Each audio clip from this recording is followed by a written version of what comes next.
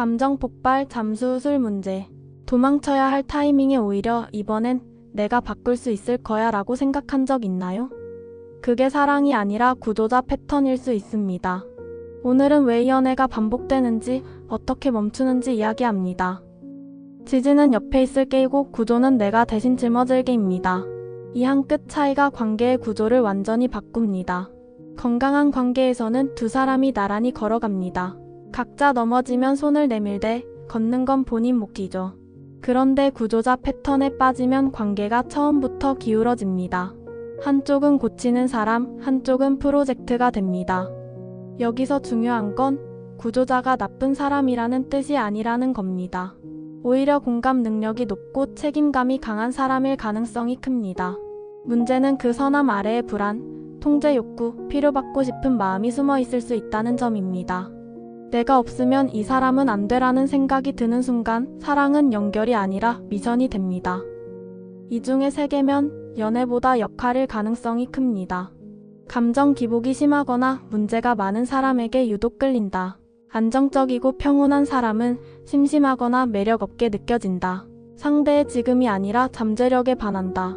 2번, 3번, 4번째 기회를 주면서 이번엔 다를 거야 라고 믿는다. 상대의 감정을 통역하고 설명하고 가르치는 역할을 맡고 있다. 상대 기분이 안 좋으면 내 탓인 것 같아 불안하다. 경계를 세우려 하면 버리는 것 같은 죄책감이 든다. 충분히 사랑하면 변할 거야 라는 문장을 진심으로 믿는다. 3개 이상이면 이건 우연이 아니라 패턴입니다.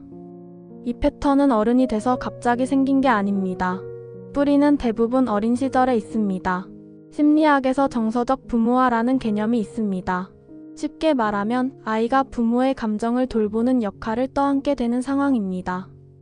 부모님 사이가 안 좋을 때 눈치를 보며 분위기를 맞춘 기억, 부모의 힘든 이야기를 들어주며 어른 역할을 한 기억, 집안일이나 동생 돌봄을 당연하게 책임진 기억.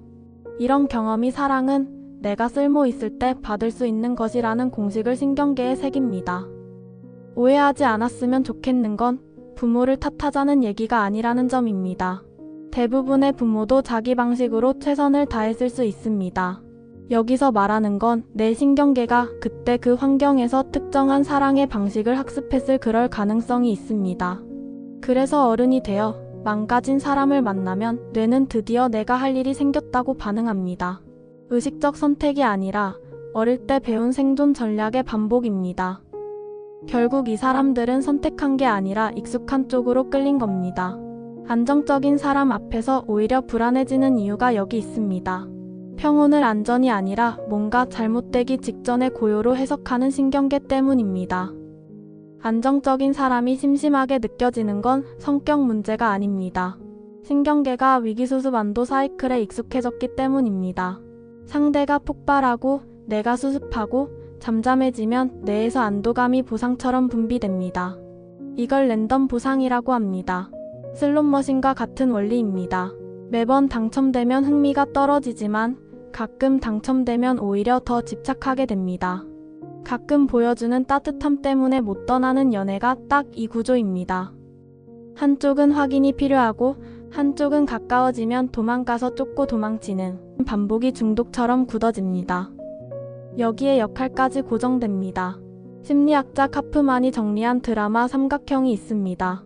처음엔 상대가 피해자, 나는 구조자입니다. 내가 구해줄게. 그런데 몇 달이 지나도 달라지는 게 없으면 구조자는 지칩니다.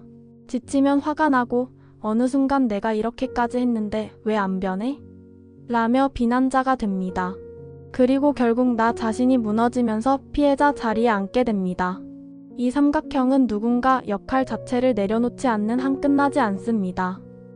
더 안타까운 건 구조가 반복될수록 상대는 오히려 변하지 않는다는 점입니다. 매번 뒷수습을 해주면 상대에게는 변해야 할 이유가 사라집니다. 그리고 상대도 내심 불편합니다. 아무도 누군가의 프로젝트가 되고 싶지는 않으니까요. 해결은 다시는 사랑하지 않겠다가 아닙니다. 공감을 끄는 게 아니라 대신 짊어지는 버릇을 내려놓는 겁니다.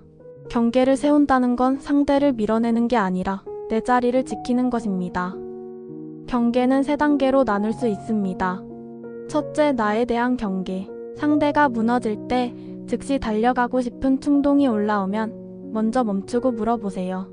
지금 내가 반응하는 건 상대의 필요 때문인가, 내 불안 때문인가? 이 한 질문이 자동 반응을 의식적 선택으로 바꿔줍니다. 둘째, 행동에 대한 경계. 상대 목대 일을 대신하지 않는 겁니다. 오늘부터 금지 3가지입니다. 사과문 대신 쓰지 않기, 감정 통역하지 않기, 뒷수습하지 않기.